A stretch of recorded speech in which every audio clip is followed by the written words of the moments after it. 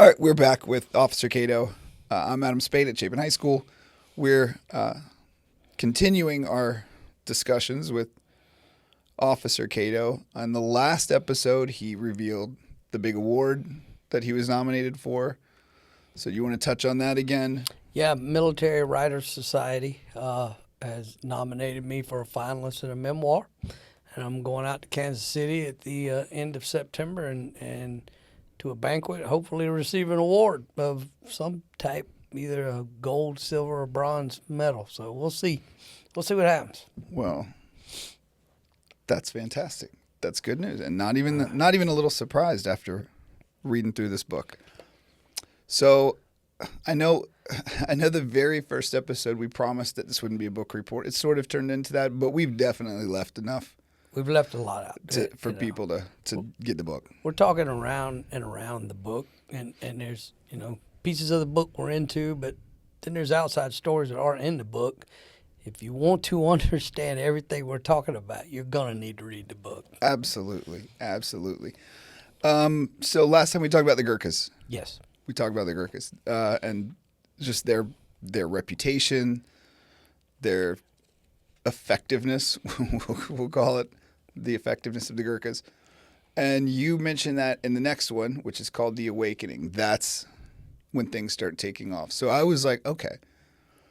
I read it and I was just expecting just bullets flying all over the place. That's not what you meant necessarily. I mean, it did happen, but that's not necessarily what you meant when you said, well, The Awakening. And then you meant as much about you and some of the realizations you had and the perspectives that you had as much as you meant like the job and the bullets that are flying all over the place. This was a lot about you and how you saw things and why you saw things a certain way. I think the awakening part was, and you're right, I can see where people would think, oh, here comes the tragedy. Mm-hmm. But it was a human nature aspect. It was trying to eye things differently than I'd ever seen them. And I think there were some things that I realized from this situation, from being on this side of a war. And I think that anyone who's ever been into a war-torn zone, not necessarily even in a combative role, but just being there, starts to understand that you can look into the eyes of an angel one day where people are looking at you like, hey, save me, and you're that person. They're praying to whoever their God is to help me, and you're the guy that shows up, or the girl that shows up. Sometimes on purpose, and sometimes just you happen to be in that place at that time. Exactly. And on the same hand, you also get to look into the eye of the beast. So there's a good and an evil, and that line that runs between it is so thin, because one day you may be doing angelic stuff, and that's what it feels like to you. And then the next day, you're doing things that no human being should ever be asked to do, and you don't know what side you're on. And it's tough sometimes to distinguish. And you almost have to convince yourself or be convinced that the stuff that's inhumane is actually angelic. You're being, at least it's what you have to tell yourself. Yes. That to get through it. What you're doing, the end game, it's the right thing to be doing at that time. It's the hard thing to do. Right. But it's the right thing to do in the end. Maybe. Right. That's what makes it tough. And that's what makes it tough years later. It does, years later. And a lot of times it's tougher years later. It is. And there's a pain and a guilt and things that you carry along with that every day of your life. And not everybody sees it. It's there. It's on me. It's on my face every day. People don't see it. It's because they don't care. It's not their fault. It's not their cross to bear either. It's mine. But that pain's there. That pain will never go anywhere. And that's something that I have to deal with. And so I think a lot of people in my situation and a lot of guys who have done things that I've done. You just try to pick a God that's fair and hope in the end he figures it out. Well put. I I've never heard it put that way. That was good. So, All right. Well, with that as sort of the backdrop for this whole chapter, I think that definitely adds a layer. You said last time we're peeling back the onion. That definitely adds a layer to sort of what's going on in this chapter. Well, first, speaking of the last episode, we talked a good bit about the different ways you can respect somebody's rank versus them as a person. certainly. And you will follow their orders because they're the boss and they said so, and it's your duty. But you'll follow them with a little more, I don't want to say enthusiasm, if you truly believe in that person as, If you as have a leader. a and healthy all that. respect for them, who they are, what they are. Yeah. And this chapter starts talking about one of those. Captain, is it, I don't want to do, Mobley or Mobley? Joseph Mobley. Now he Mobley. retired an admiral, but he was Oh. he was a captain at that time, and he was in command of the USS Saratoga. Yeah. And interesting background for him. Very much so. Prisoner of war in Hanoi for 7 years. 7 years. And, I was on that ship as a Marine detachment, what we call the Mardet. There was probably about 63 of us, and there's 5,000 people on that ship. I mean, there's people on that ship I never knew, but all of them knew me. All of them knew the Marines because we were in charge of the security of the ship, security of different classified materials, so on and so forth. So they had to know who we were, but there was no way we were ever going to get to know all of them. So you as a Marine were in charge of security of the Navy ship. Yes, and that's the way the Marine Corps started. In the beginning, the Marine Corps was ship-based. They were the security for the ships. And is that why? I guess that's why it's in the Department of the Navy. Part of our sea tradition, yes, absolutely. So, and this guy, this captain, he just, his story is just amazing. And I used to have these great conversations with him, and understanding from him what liberty meant, what freedom meant, after having it taken away for that long. And then I even understood further later on in my career, maybe just a few years later, in 93, somewhere in that range, I went to SEER school. Now, SEER school is Survival, Evasion, Resistance, Escape. It's a POW school. Now, the guy who did our psychological part, who came in and tried to make us fall on the side of the enemy, was Doug. I think his last name was Henning. I might be wrong on that. But he was a sailor that got blown off of a ship in Vietnam. Just a stupid sailor. Just a young nothing. He knew nothing. He got picked up by some Vietnamese fishermen. And they turned him in. And he went to Hanoi. And they beat him to no end until they really realized he didn't know anything. So they nicknamed him the Stupid One. He was the one that memorized everybody in that prison by alphabetical order. And when they turned the prisoners over, there were 3 or 4 of them they didn't give up. And he said, they're in there. And if it hadn't have been for him, some of those guys would have never got out. Really? Yeah, absolutely. It's an amazing story.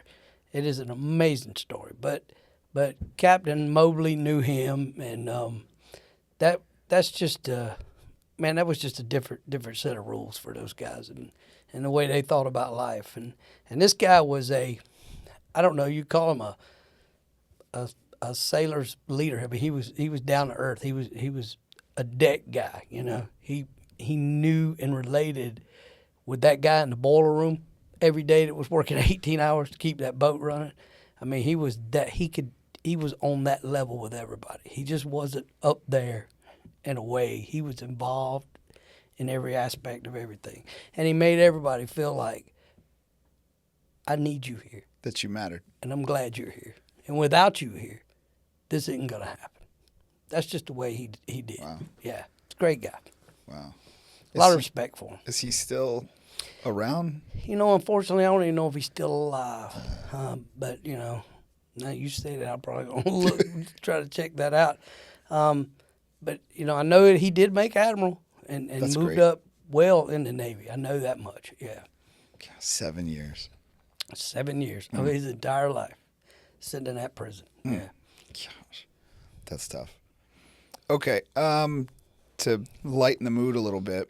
So when you were on the Saratoga, that was when 1990. Yeah, we had left. We were going out on this You were gonna have a good time. Mediterranean cruise. I was about to hit all these exotic ports, just kind of show off the ship. It's brand new, just not brand new, but it come out of dry dock. Had like a $10 million workover. We were just gonna be kind of moving. And when you're with the ship's company and with the Marine detachment, it's different than being kind of with the Marines and the infantry side. You're kind of a showboat guy now. You're dressed blues. You're prettied up. You're showing off. So we're going to go to these countries. We're going to get to show off, and they're going to put us in good places. And life is good. And then Saddam invades Kuwait. And I mean literally like 4 or 5 days after we left. Ugh. And those of us who had been on the West Coast, all our concentration was on Korea, in the Japanese area, Thailand, all of that. North Korea was the big factor. That's where we would do all our team spirits and train. We're always training for North Korea to attack South Korea. In 1990, I was in Japan. Right. So, we were practically neighbors. Exactly. Exactly. So, in that area, the threat was North Korea, North Korea, North Korea, North Korea. And then here comes Kuwait. Where the hell's Kuwait? Yeah, that was the next one. Is your XO woke you up? Yeah, my Was it- executive officer's a lieutenant, and he just wakes us up. There's 3 sergeants, and he's like, "Hey guys, our plans have changed. Iraq has invaded Kuwait, and we've been pulled away from everything. We're not exactly sure what our orders are going to be. We're probably going to be going down into the Red Sea." And then we just all look at each other. 3 of sergeants like, "Okay." I'm too stupid to ask the question because we didn't want to look stupid, but I did. I'm like, where the hell's Kuwait? He said, "Well, we'll talk about it in the morning." And he leaves, and I'm thinking he don't know what Kuwait is either. None of us know. Why would we know where Kuwait Right. was? I mean, South Carolina's bigger than Kuwait. So I didn't, South Carolina's not floating on oil, but I'm thinking I don't know where Kuwait is. I'm gonna have to get up in the morning and open a book or a map or something. I got to try to figure this out. And he's saying Red Sea, so I'm thinking it's in the Red Sea. Well, it's not in the Red Sea. So I'm trying to figure all this out, and we end up getting involved in this. And to make this story a little shorter, when you are on a ship and you're out for more than 45 days, they'll bring on, you'll get to have 2 beers. 2 beers. They'll let you have 2 beers. So every 45 days, if you don't hit a port, you get 2 beers. So if I'm out to sea for 44 days and I pull into port tomorrow and we leave, that starts over. But if you're out there 45 days constantly, no port, you get to have 2 beers. They'll have a little party on the deck up top. Well, we went through the Suez Canal 6 times. We were the only ship at that time to have gone through the Suez Canal that many times. I had a 6-pack cruise. A 6-pack cruise. Every 45 days, I got 2 beers. That's how long I was at sea. That's not very many for No, it's not. It's for not. 135 No, days. and I promise you, and this is kind of an underlying thing. Nobody's supposed to have more than 2 beers, but there was some deals cut and some people that made a whole lot of money off of 2 beers. I bet. I promise you, there was some deals cut, and there were some bank accounts that got some money over 2 beers. I assure you. But to have a 6-pack cruise is unheard of. Really? It's just unheard of. That means you're at sea 45, 90, what you're 135 days, you're out and that there. was no port. No port. Gosh. No port, man. None. So you're not looking at anything So but water. 135 days, a third of a year. Yeah. You were. Just going That was from it. back Every and day. forth. Yeah. Yeah. And a trip to the Suez Canal, I mean, it's not like riding across Lake Murray or down the Atlantic from North Carolina to, say, Georgia. it's a 24-hour trip. Most people who just go across Lake Murray have more than 6 beers. Right. Just going across Lake Murray once. All right, then you go through the Suez Canal, and it's a one-way trip. You're going that way. There are ships coming this way. And then in the middle, it opens up. So you go in, and you pull to the right, and now you got to let all that traffic come through. Mm-hmm. And then you pull back in, and you go down the rest of it. So it's a coordinated event. It takes forever. And literally, while you're in it, except for that one spot, you step out on the deck of that aircraft carrier, and you look to the left, and it's just desert. And you look to the right, and it's just desert. Really? Yeah, it's an interesting thing. I'll bet. Yeah. Hope I never see it again. Not going there on vacation. Well, you you did get to Haifa, We got to Haifa, Israel, yeah. and that's a story. Why was that? Was that on the news? I don't remember. Yeah, it was. It was tragic. And this is a tragedy with some irony in it. I don't know, when you were young, when we were coming along, everybody used to talk about Nostradamus, Right. and you'd read all these prophecies and this and that. Well, one of his prophecies was that in the sea, the Mediterranean Sea, a great gray whale with the number 60 on it would sink. Well, the USS Saratoga was number 60. Really? And it was stationed in Florida, and they used to call it the Sucking 60 from Dixie. That was the thing. Everybody's got a little something. Well, we had a ferry that had to ferry us back and forth for Liberty. The weather was pretty bad. We can't dock because the boat's so big. And to explain what liberty means, that's just So we were finally getting to pull into a port. that's what. Yeah. Right? So we're going to pull in a port, Haifa, Israel. Everybody's going to get off the boat. My section draws duty that night because there's 3 sections. 2 could be off the boat. 1's got to be on. So that's just luck of the draw. It was my turn to have duty.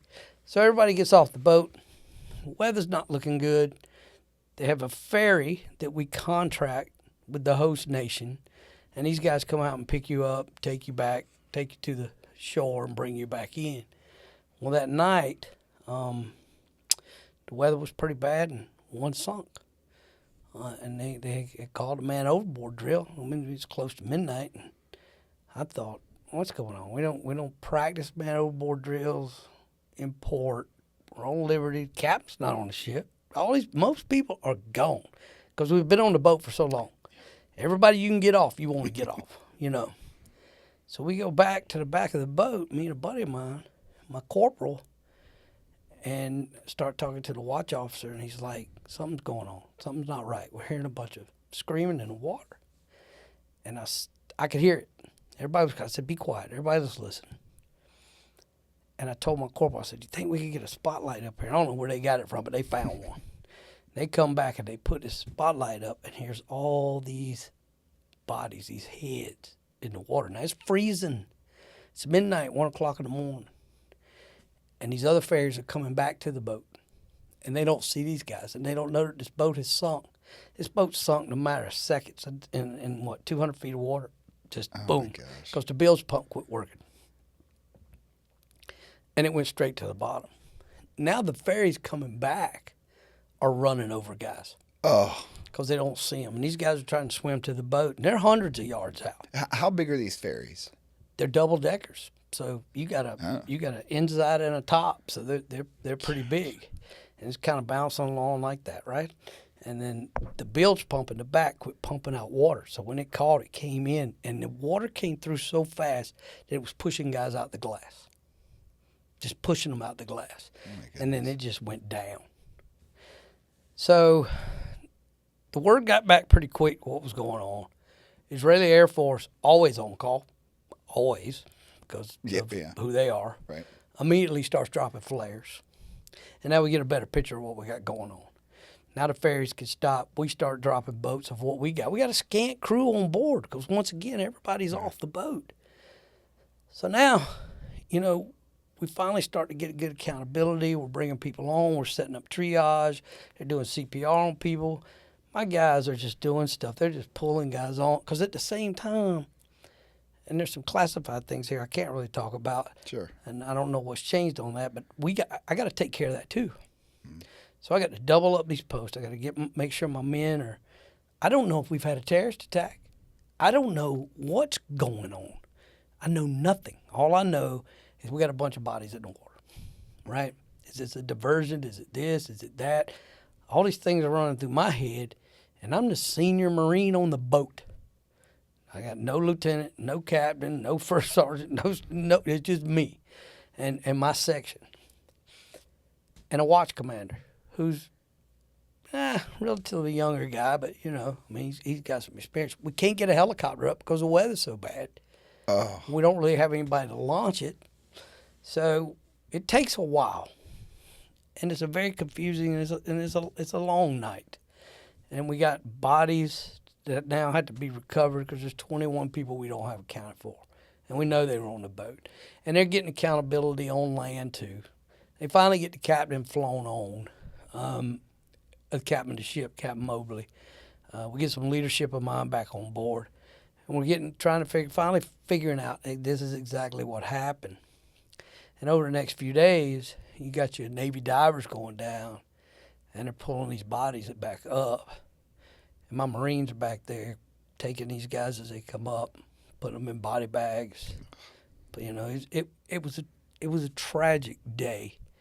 And for us being on an aircraft carrier, you think you're going to be so far away from warfare and this and that, and we really were. I mean, our pilots were going in and doing runs, but we would have never expected to have something like this happen. Although it was an accident, a tragic accident.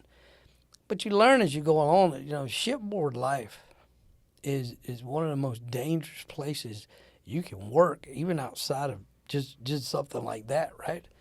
I mean, there's aircraft carriers with planes coming in, taking off, coming in, taking off. those guys on the deck of aircraft carriers. It looks like a ballet crazy. at night, and it's nothing but colored flashlights.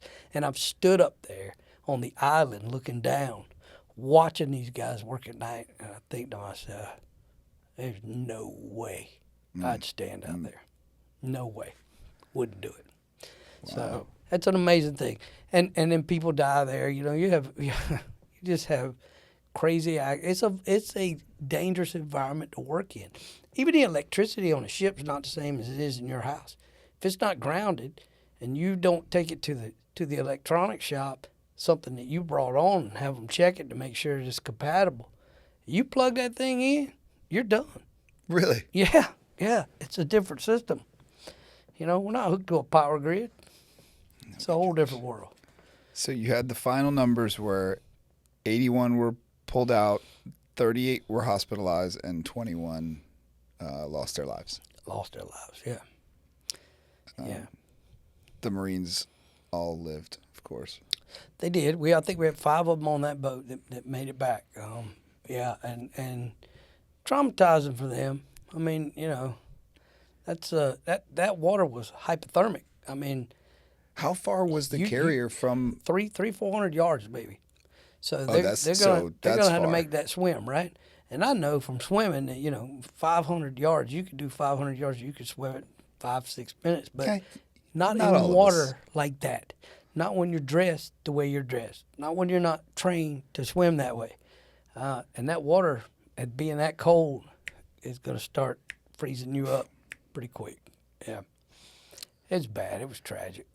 It was tragic. Yeah. But what I say by that is when the news announced on CNN at the time, because that's pretty much all that was out there, they announced that the Saratoga had sunk. That was the first that went out. Oh. So the number 60, the gray whale, the prophecy was there. It was very strange because I remember when I didn't get to call home for a little while. And because once they got everybody back on the boat and everybody had liberty, the captain of the ship was like, well, wait a minute. This section of Marines never got to leave the ship. I need to get them inshore. I need to get them in there, at least for a day or two. So they flew us in by helicopter to have a couple of days of liberty, make a phone call. And I remember calling my mom, and first thing she said to me, it's strange, she started crying. And she was the one that told me, they said that the ship had sunk.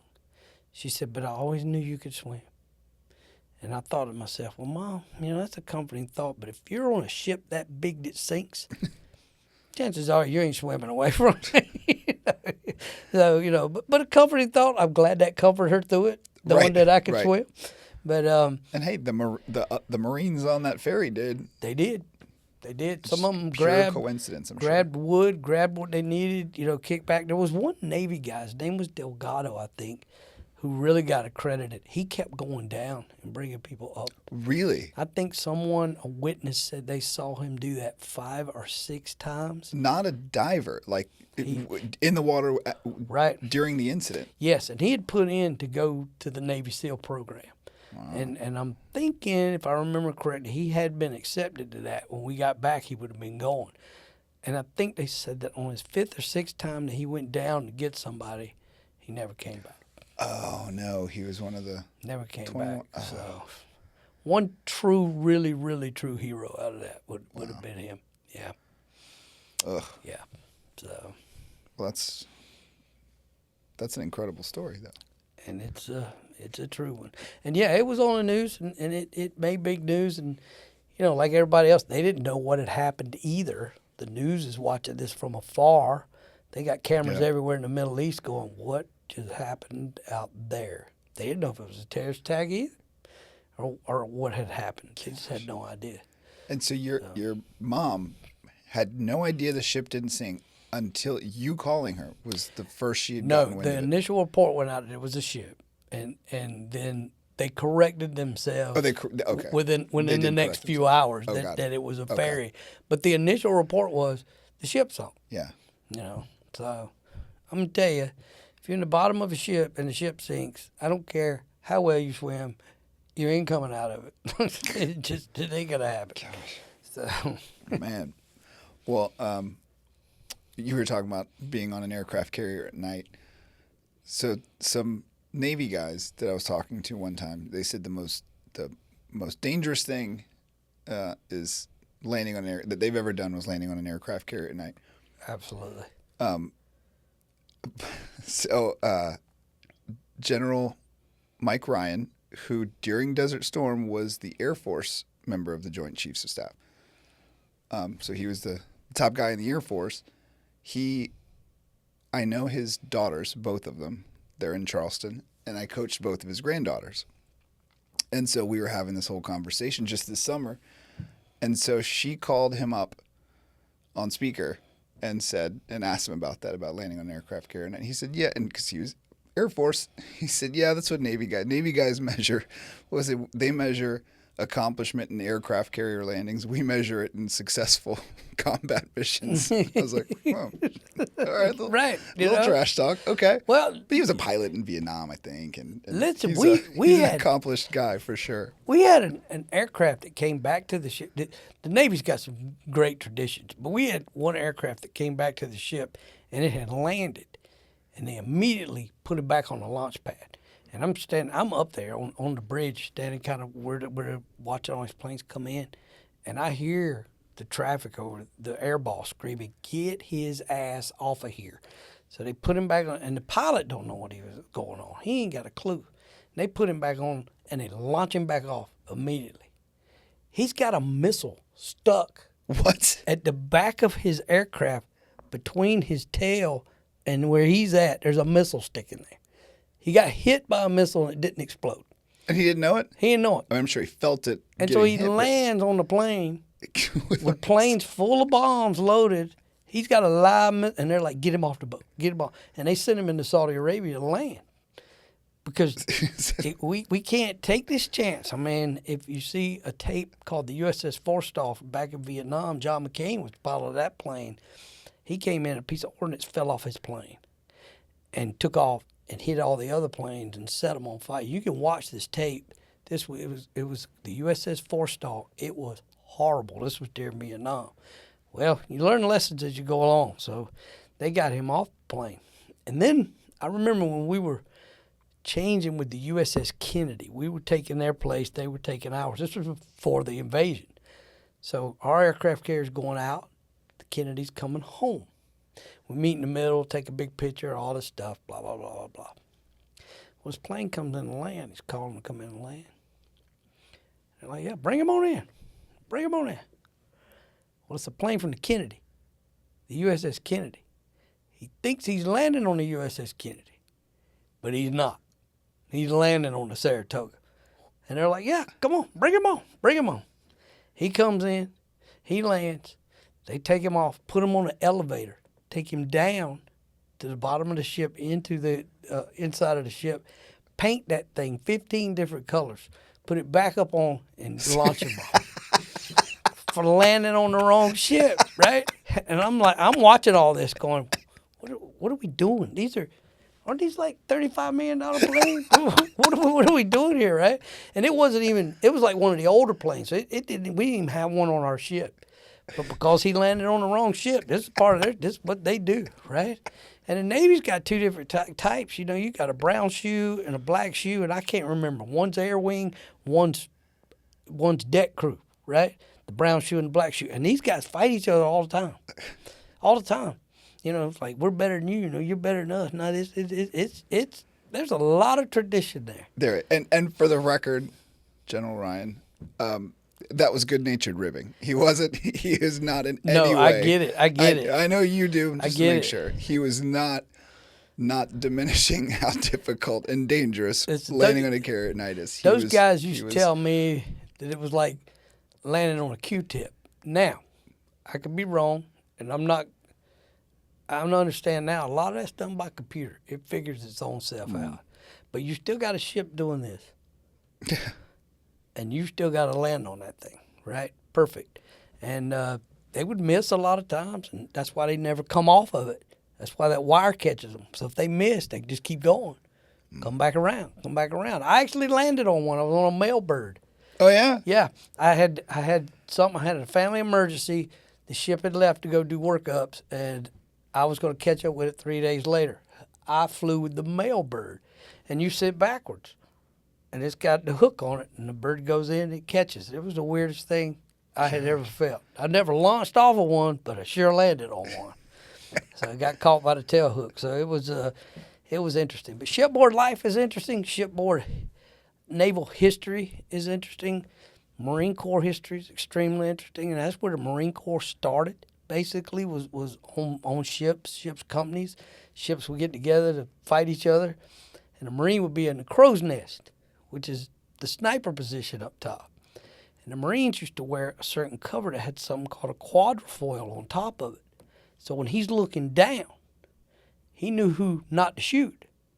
Well, the Marine officers had cover, still has that quadrifoil on top of it. Really? Yeah, it stands. Ah. Marine Corps history, you know, we got the Eagle, Globe, and Anchor. Yeah. When we were down in Cuba, there was a battle down there where all the officers were sent away. The NCOs told the officers, go away.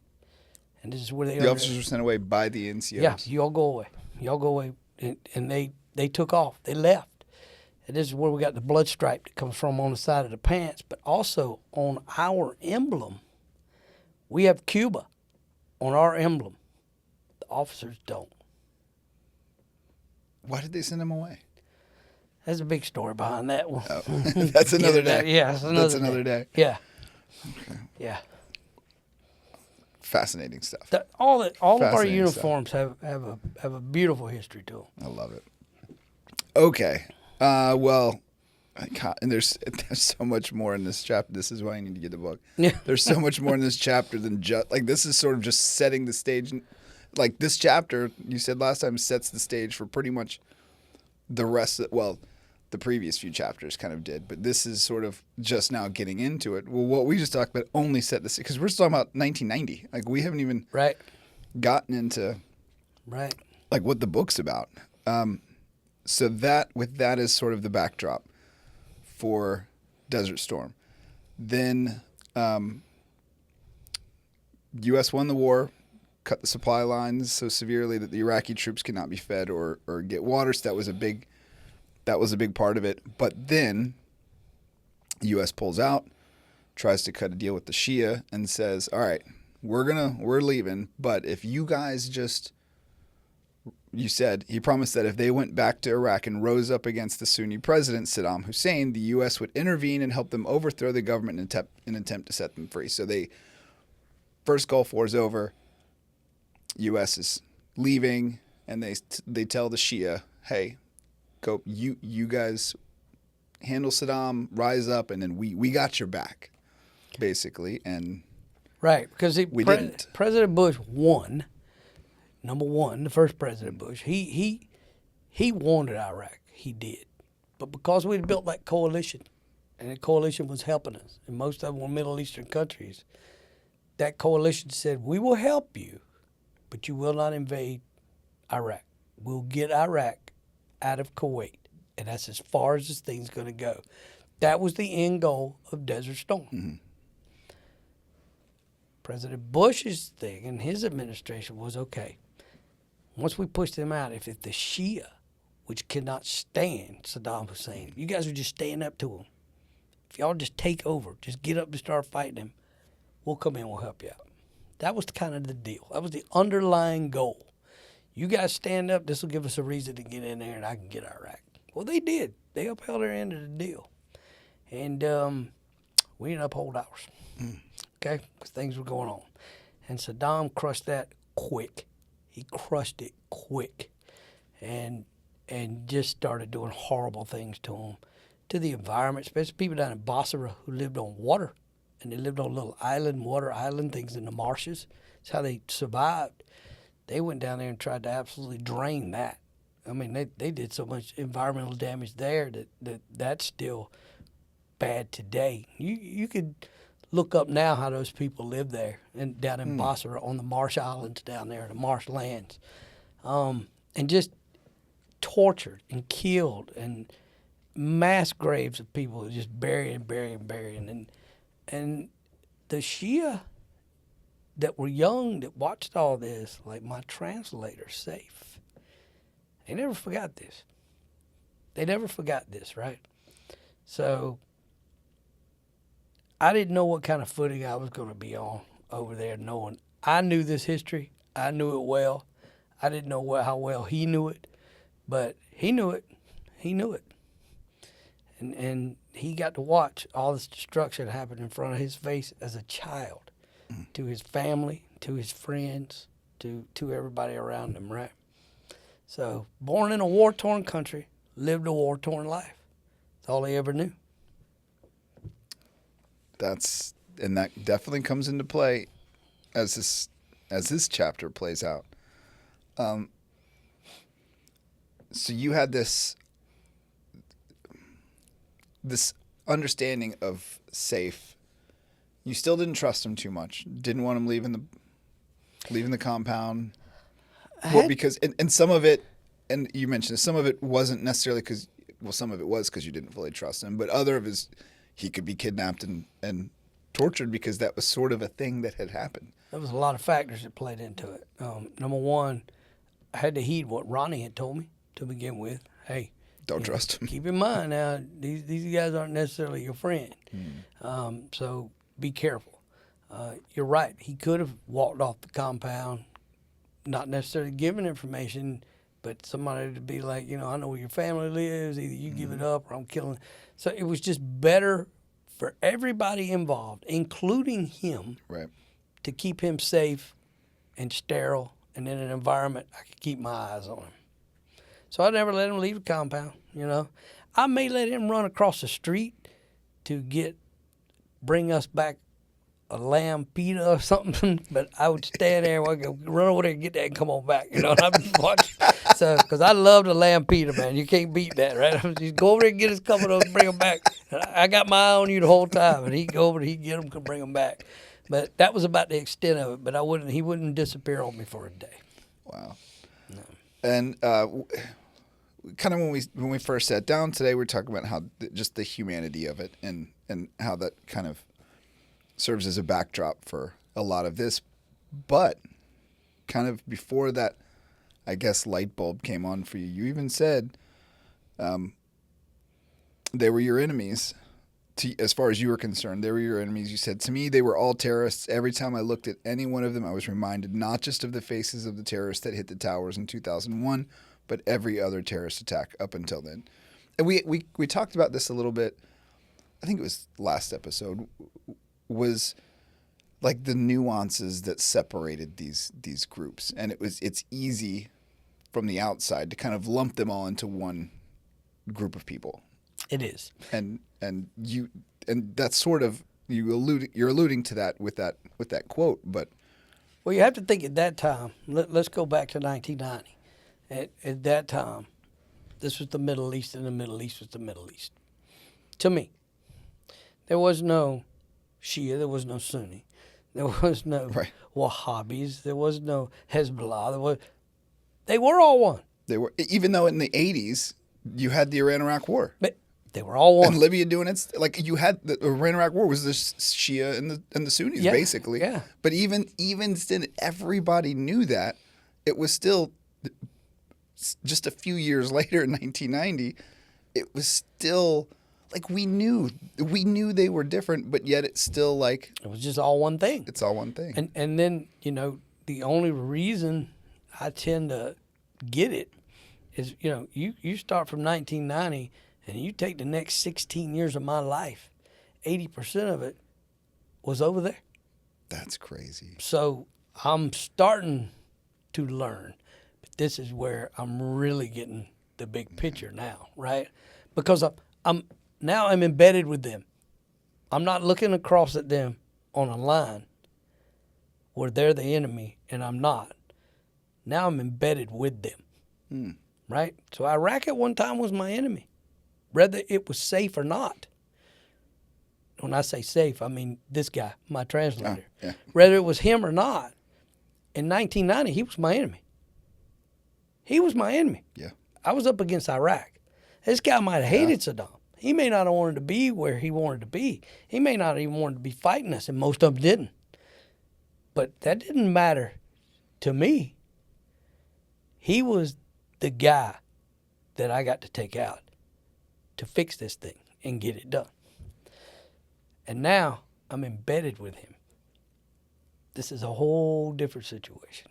That is a very, when you say it like that, that is a very startling difference. Yes. Gosh. And then we see the first reference to the title of the book when you're just having a conversation with him and you asked him if he was ever planning to marry, and his response was, Inshallah. Inshallah, Meaning God willing. God willing. And really, it's in their languages, that's two separate words. But it just sounds like it's one. Inshallah. If you hear them say it, it'll be Inshallah. And you'll hear the break.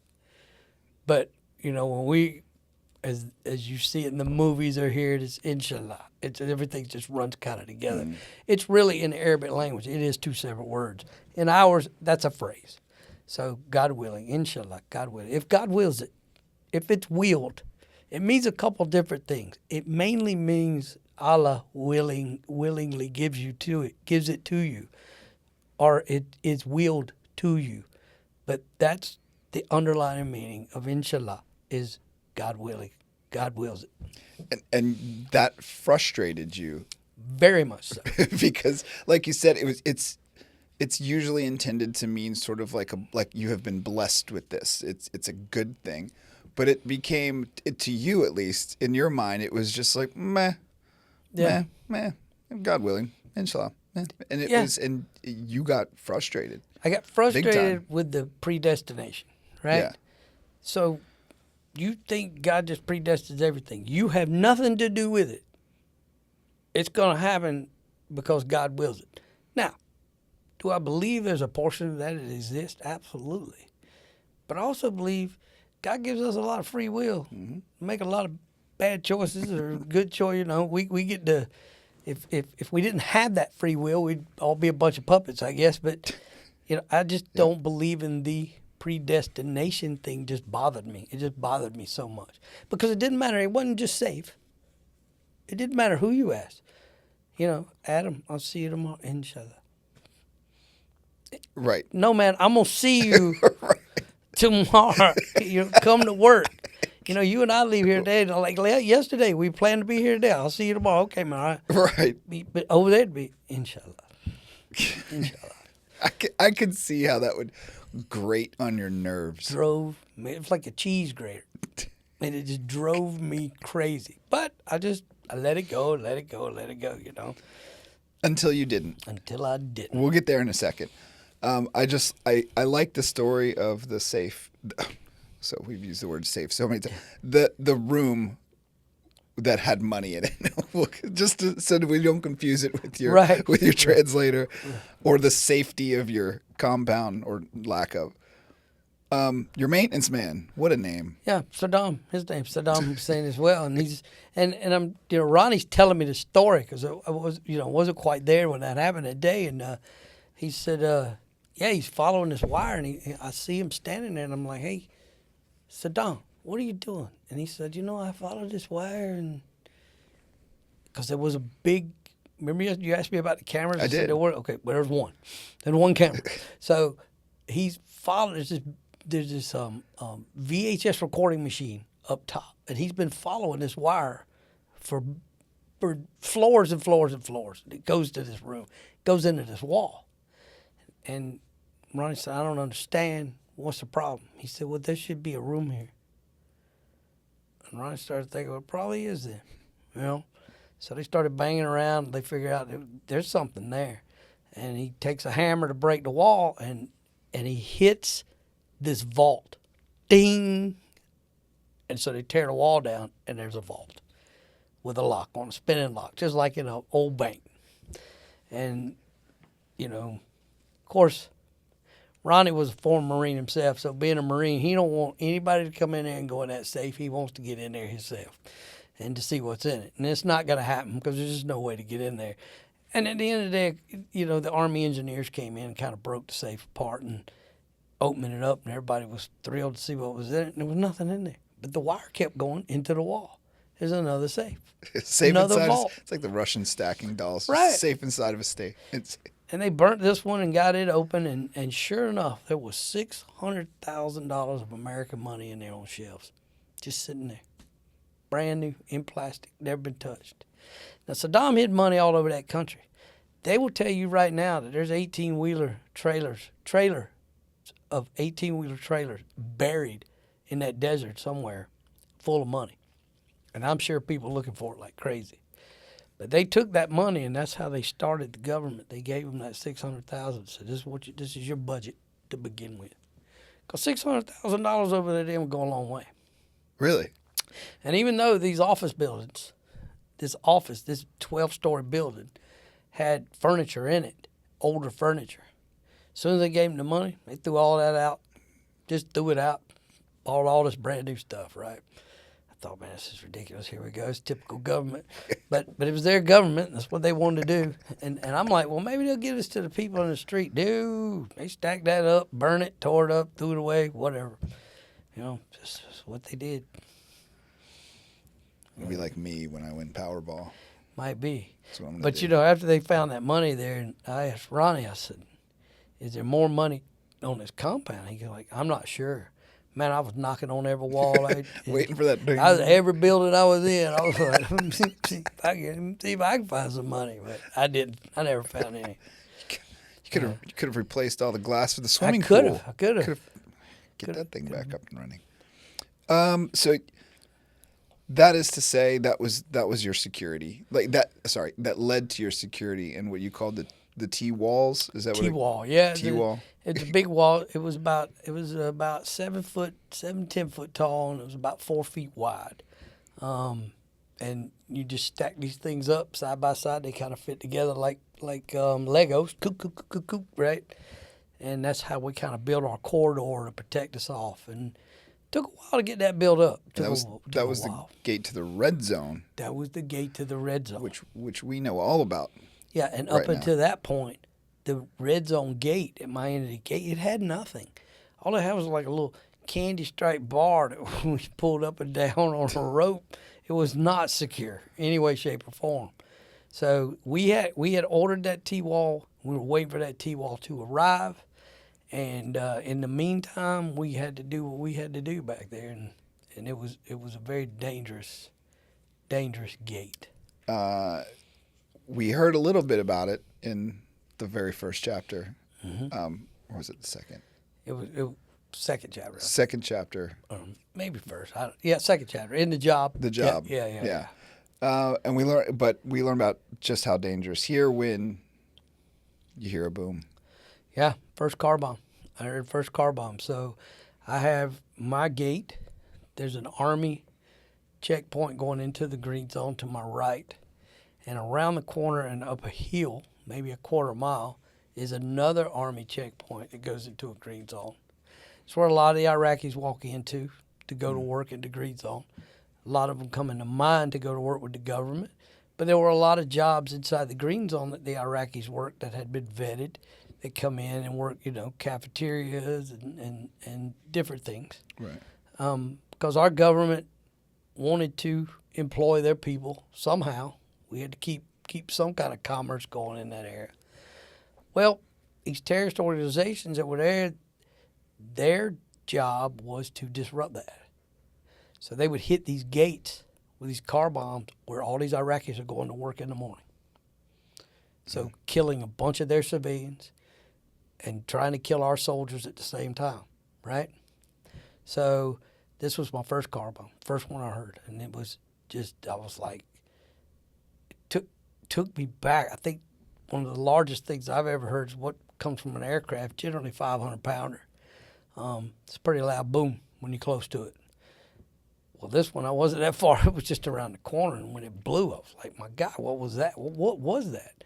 And I knew it wasn't air because there would be no sense in dropping air where all of us were standing. Yeah. But this thing was huge. The engine block went flying through the air. You said you thought it was a rocket? So fast I thought it was a rocket because I could hear it. I could literally see it. I didn't even know what it was. It landed in the lobby of the Al Rashid Hotel, actually. So it was a pretty devastating moment. I did not know what to do. I froze in kind of my steps at that point. Was like, what do I do now? What if there's a secondary? 'Cause that's always the threat. They hit that one. Or are they going to try to hit this one that's beside me? Or will they try to hit me right here? I don't know what to do. So I did the stupidest thing you could do. I pulled a bunch of concertina wire across the road that was going to do nothing. You read that? Absolutely nothing, right? I just pulled it. And Safe's with me. And he's like, oh, this is bad, sir. This is bad. And I'm like, yeah, I get that. So what's even worse is this concertina wire. Yeah, that'll stop him. It's not going to do anything for me, right? And then all the chaos from that was running from that comes around the corner. So there's the explosion. There's my reaction. There's this total moment of quiet for like seconds that seemed like minutes. And then the chaos. People running, people coming, people trying to get away from what happened, people bleeding, people clothes torn, this torn, vehicles coming. And here comes a vehicle right at me. And it looks like it'd been flipped over 3 or 4 times. But it's coming at me. That's got to be extremely unsettling. And I'm just like, I don't know, what is this? What is this? What am I doing? What am I doing? Do I shoot this guy? Do I shoot this guy? I don't know what to do. I don't know what to do. And something in me said that car's damaged. Something's wrong with that car. Something in me just said that doesn't look right. And then I could see by the way it was moving. And then I got a glimpse of the driver. And I could tell that he was in no way, shape, or form. He was just trying to get away from the situation. And he wasn't going to be able to do it fast. But I still aimed in on him. I had to get him stopped. And he did stop. And he had his son with him in the car. And they must have been relatively close. And the son took the brunt of that, He had the blood coming out of his ears. And eyes were fixed and pointed. He had some fluid coming out of his nose. But he wasn't moving. He wasn't talking. And, Safe was like, and you could see But he was alive. he was alive, and you could see the father was he just went through a blast. I don't know where his brain is at this point. There's glass everywhere. His son definitely Not okay. He ain't gonna make it. Ugh. I got Safe in my ear telling me how bad this is. Like I can't see it. Oh, sir, this is bad. This is bad, sir. This is bad. I wanted to elbow him. And so I could see the Army checkpoint, and the Army checkpoint, and I'm like, I'm sick. This, we need some help. And they come down. They do come down, and they grab the kid, and off with him they go. And, yeah, that was a bad day.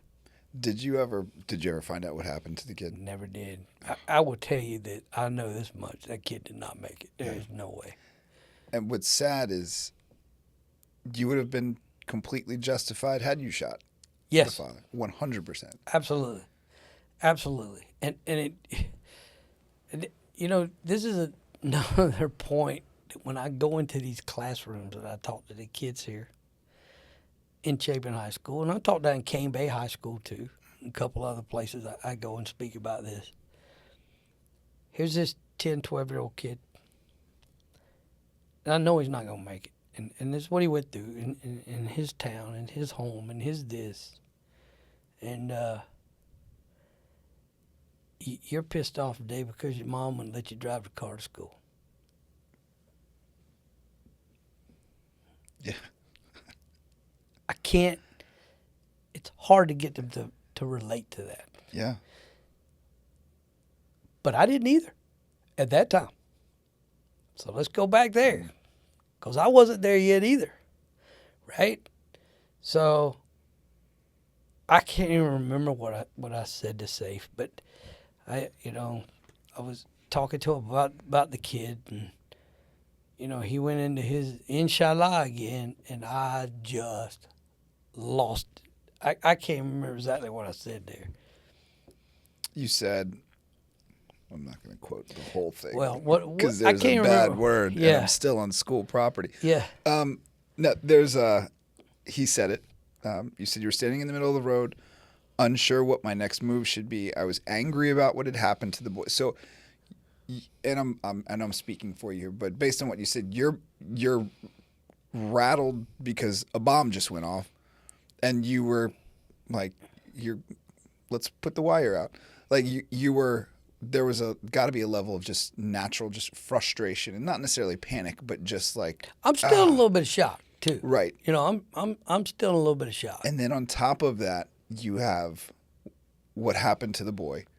Yeah. You have the fact that you were this close from pulling the trigger on his dad. Yep. So there's like a lot of frustration in that you almost shot his dad because of the car bomb. So that even makes it you even more pissed off at the car bomb. It's just all this stuff, and then you've got Safe saying, if he lives, basically. Right. And Inshallah. yeah. And I flipped. And I did. I screamed at Safe, and I said, I can't. Why, inshallah? Where do you think all of this is God's will or God willing? And if what I just lost my ever-loving mind on him. And because I was pissed. There was a lot of emotion You there. were. A lot of emotion there. Shock, scared, angry, confused, all of that in one bubble. And I took it out on him. And I'm avoiding reading the exact wording. Yeah, that was pretty But bad. Yeah. this is basically what it was. But his reaction to you, you said Safe looked at me almost as if he were heartbroken, and then walked away. He did. He looked at me, and it was a sad look. It was just almost a puppy dog type look that had been scalded. And he turned and walked away. And I started thinking, well, Gurkha's hurt my feelings. I guess I hurt his. Yeah, I was just saying that probably made you even more frustrated with him now for like what kind of Right. Yeah. We're just starting the to get a Gurkhas hurt my relationship. feelings. Yeah. So now They did. I felt like I've hurt Safe's feelings, right? and so he walks away, and I don't see Safe for quite a little while. He goes back on the compound, back into his little hole, and he kind of disappears. And it takes everybody a while to clean this mess up. You know, everything shuts down. Army's got everything shut down, cleaning everything up, taking care of the injured, the dead, the so on and so forth. This is not a quick process. Got to figure out where this bomb came from, maybe who did it, where it originated, all these things. It's a big investigation, right? Before we can open our gates back up. So I have to make sure all my guys are okay, and they were. Everything was fine. You know, my Gurkhas were like, hey, that was a great day. Well, you know, so yeah, moving right along. And we get everything cleaned up and everything straightened up, and now everything's good to go. And now I've got to go back over to the palace and brief all my guys on, hey, what happened today? This is what I was involved in. This is what went on. Because they'd heard the explosion. They knew something had happened. We have to go in and give accountability for our people, too. And I talk to my intel people who talks to the Army intel people and so on and so forth. So everybody knows what everybody saw. So by the time I'm done with this, it's dark and I'm back on the compound. And I go to bed that night and I go and I lay down and I am exhausted. And it dawns on me that I didn't hurt Safe's feelings. Safe felt sad for me because I didn't understand his world. I didn't have a clue about his world. He'd been living in that his entire life. And I just totally slammed him for something I didn't understand. But he did. He understood it all. He understood everything that was going on. If I'd have just stopped and listened to him a little bit, he would have had a lot more to add to it. Probably could have been a better help to me that day. I ran him away. And that was me. That was me and my arrogance. And I got this. I know what I'm doing. You just sit here and you worry about your God and your willingness and just get away from me. And I'll take care of this thing. And that's kind of the way he looked at it. And he just didn't, I just didn't grasp the understanding that this was his lifestyle, man. He knew everything that was going on. And something that you said was about that is the way you just described yourself. Like this was your arrogance of the situation. He understood that. He wasn't resentful or defensive towards you. He understood that your perspective was not his. Exactly. And so that was good on his part. I mean, for you, this was you rode in his first car bomb. Yeah. Never forget it. This is crazy. Like stuff. You're rolling the wire out and people are coming out. For him, it was a Tuesday. It was a Tuesday. And this is a situation that at least once a week now, I think about that. Something brings me back to that. Not in a traumatic way, but I think about that first car bomb. I just went to a class a couple weeks ago. Ross Wise and I went out to New Mexico. It was a bomb prevention class. None of those guys had ever seen a car bomb. And see, back then when all this first started, this was new to everybody. Now it's a science, right? So we went out there, and this is all about distance from this and distance from bombers with backpacks or whatever. It's kind of how to prevent people from getting close enough to do damage. The logistics and tactics of right. All those guys I was out there with had never seen a car bomb before, and they blow one up out there, and it's only like 300 pounds. Car bombs I'm dealing with over there, they're 1,000 pounds or bigger, right? And Ross was like, wow, I can't imagine. I said, imagine that soldier that's right there on that gate when that thing goes off. I can't imagine that. And I've been very close to them, but I can't. They're right on top of them. You know, they're right on top of them. That's why they were so devastating, and that's why these guys came back with such horrible brain injuries, right? And now we understand overpressure and blast pressure and distances and all these things that you just didn't know then. Well, we didn't know it, and we also didn't know that they knew it. that the Iraqis knew it and knew the it. insurgents knew it, because we didn't know that they understood exactly how much to do this to inflict this level of damage. And And it was devastating. when you were talking about Safe and sort of the way the chapter ends with his response and everything, and the car bomb, and it was your first car bomb, like even just a little bit deeper into the car bomb was like, it is clear from this book that the impact that boy, you just said, you talk about it even now to students, seeing what happened to that boy and that dad and how much that stuck with you.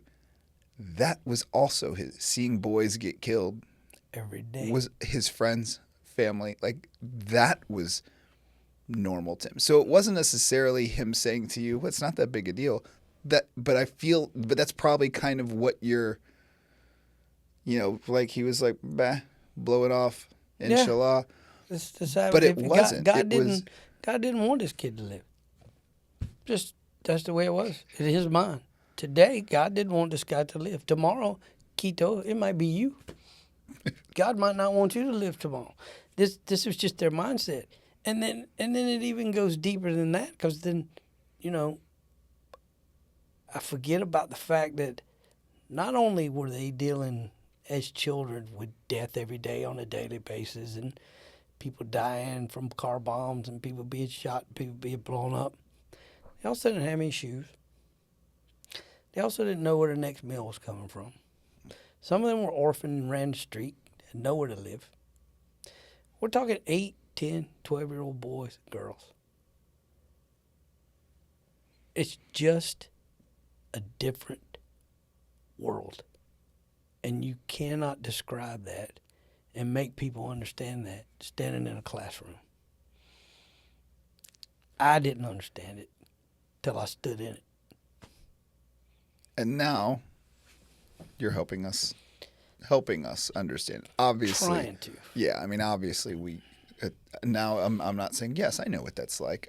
Impossible. Right. But as close as we can get, Yeah. because of you doing this podcast, and certainly from you Yeah. taking the time to write this book. And I think if you look at it in a bigger contrast, people don't think about this, and neither did I at that time as well. But this goes on in a lot of places, all over the world. There's conflict everywhere that we don't see on the news, like places like Sudan, because nobody cares about Sudan because they don't have anything to offer anybody. Got no oil, got no resources. Ethiopia. I mean, these are places that they're fighting and killing and starving, and nobody cares. Nobody cares. And we just sit here and we go about our daily life. But we're the human rights country, and we don't. If you can't give it to us, if you can't pay us back, there's no sense in us coming to help you. And I've been told 1,000 times, you wouldn't fall for oil. You fall for oil. You fall for oil. Yeah, I fall for oil.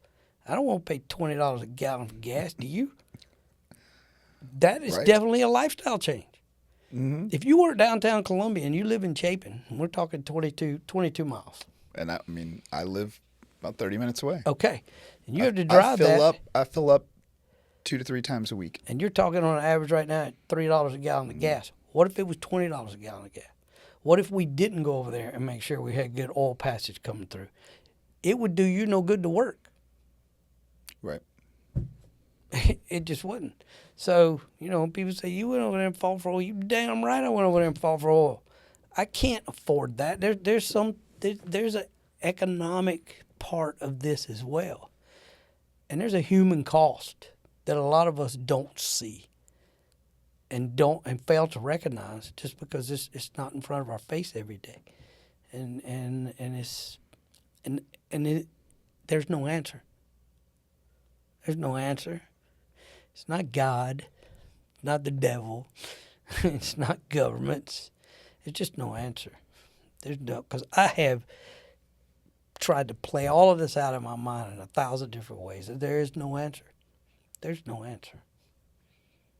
As long as humans are on the earth. It is a problem that will never be fixed. Mm-hmm. There's just no answer. We were just, it was just God-given luck that you and I are sitting where we're sitting, Yep. you know, and not in the middle of South Sudan. That's the truth. And I had I I don't had know. nothing to do with. I don't know any other way to put it. I just don't. Yeah. I just don't. And we should be. When I say thankful, I don't mean I mean overly thankful for where we are and what we have. And this little itty bitty argument trash I see going on out there, it drives me insane, because none of these people would survive a day if I dropped them in South Sudan or Ethiopia or Nigeria or Iraq or Syria. And it literally drives me insane. And that's a part of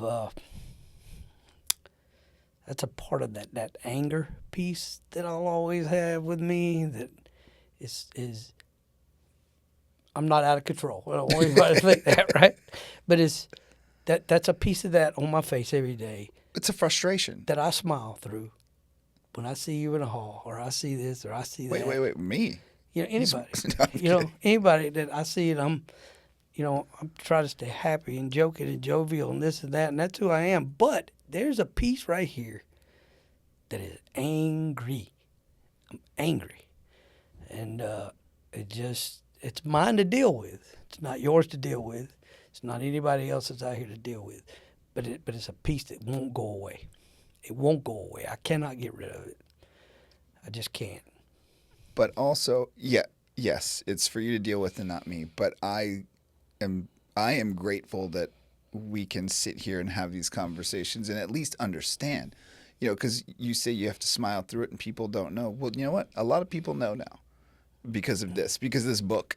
People know. They don't necessarily relate, but the more people read the book, the more people see this, the more classes you talk to, at least more people will know. So that's. And that's I don't a want positive. anybody to think that I'm a bitter person, because I'm not a bitter person. But you also, I think know. that the frustration and anger that you have is in a way good, because because you have perspective that you didn't have. Oh, absolutely. You know, the people who don't have your anger and frustration are because they don't know any better. No. So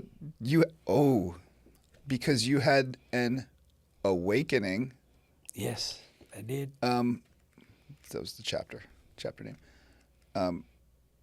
You know, it's you have that anger because you know better, and don't you want to know? Yeah. Don't you want to have that perspective? And do. and unfortunately, it brings brings bad with it. But and then it's everything around me too that I see that I don't have to tune in. My wife tells me all the time, turn the news off. Turn it off. But I feel like if I don't know what's going on out there, Right. But even the news sometimes don't know what's going on out there. Oh, and yeah. they're telling the story, and I'm going, that's not it. And I'm not talking about MSNBC or CNN or Fox. I'm talking about every one of them collectively. That's not it. You're not telling the story the way it is. And I get frustrated with it. And maybe sometimes I shouldn't be watching the news. Maybe I should just turn everything off. But, nothing helps people who've been through some of these things. And then, like, social media will drive me crazy. And there's just some things sometimes you just have to stay away from. Yeah. You just got to turn it off and go, Yes. okay, no more. And but I've come a long way from that. I think I will tell you this: the day that we pulled out of Afghanistan, I almost lost my mind. And because when I went to Afghanistan, 2001, and I was on WVOC radio station down here, and went in and we talked about that when that happened. And I told him David Gary down there, I said, listen, when I went into Afghanistan, I was on the balls of my feet, man. I was on the balls of my feet. We were told, go. We'll tell you when to stop.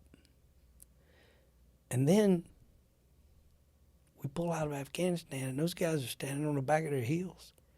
They got nowhere to go. How did we go from that to that? And I thought I was going to lose my mind. Do you mean the withdrawal that made all the news a couple Yes. years ago Yes. with the airport? Yes. Yes. And we just set our people up for failure. And how did I go in the way we went in with a mission that they said, hey, you guys, you going in to do this. This is the greatest thing in the world, man. You're going to help people. It's going to be wonderful. What do we do? 13 years, what do? We pull out like that.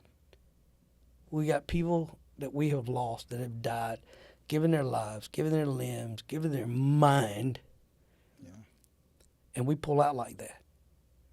I thought I was going to flip out. We have a school psychologist here. She's no longer here with us.